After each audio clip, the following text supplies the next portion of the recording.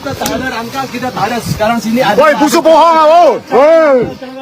Jangan rangka berita mahkamah. Baru-baru ni tersebarnya berita ketika penguat kuasa ambil tindakan menebang pokok durian Musangking di Raub.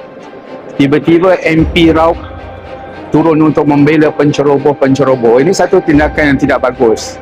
Sebagai MP, wakil rakyat yang bersama dengan kerajaan yang memerintah, sepatutnya MP ini menasihatkan rakyat, terutama mereka yang menceroboh tanah kerajaan, tidak boleh menghalang penguat kuasa ataupun pejabat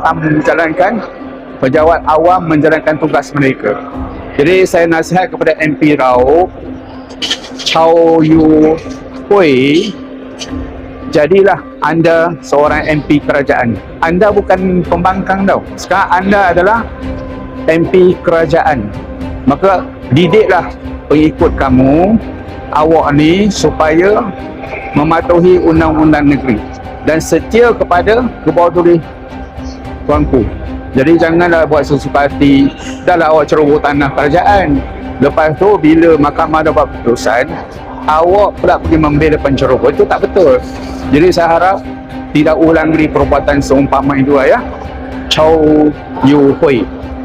Sekian.